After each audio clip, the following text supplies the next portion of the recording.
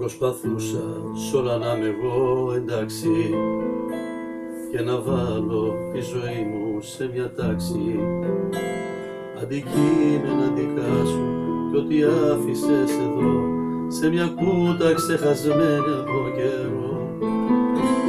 Είχες φύγει, δεν με πείραξε, θυμάμαι, σου είχα πει δεν σου αξίζω, εγώ λυπάμαι. Μα εχθές αργά το βράδυ, δίχως να το φανταστώ, σε συνάντησα στο δρόμο και δεινά να σε κοιτώ.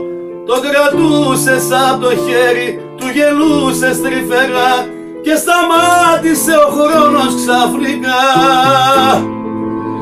Έσπασε η νύχτα δυο κομμάτια και έκλεισα σφιχτά τα δυο μου μάτια.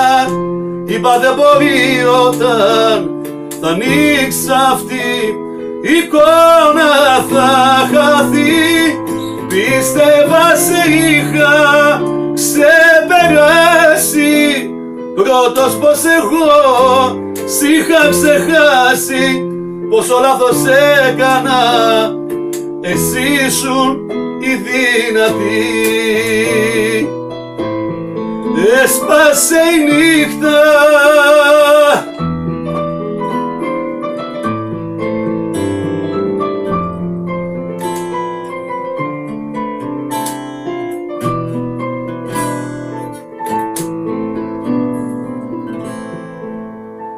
Είχα πείσει για καλά τον εαυτό μου ότι ήταν τελικά για το καλό μου.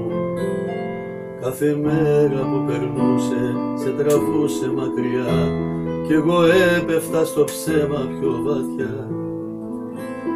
Είχες γίνει μια ξένη εσύ για μένα, δεν μιλούσα για εσένα σε κανένα. Μα εχθές αργά το βράδυ, δίχως να το φανταστώ, σε συνάντησα στο δρόμο και δεινά να σε κοιτώ.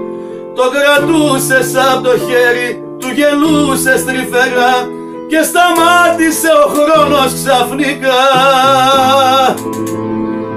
Έσπασε η νύχτα δυο κομμάτια και έκλεισα σφιχτά τα δυο μου μάτια. Είπα δεν μπορεί όταν θα ανοίξει αυτή η εικόνα θα χαθεί. Πίστευα σε είχα ξεπεράσει, πρώτος πως εγώ σ' είχα ξεχάσει. Πόσο λάθος έκανα, εσύ ήσουν η δυνατή.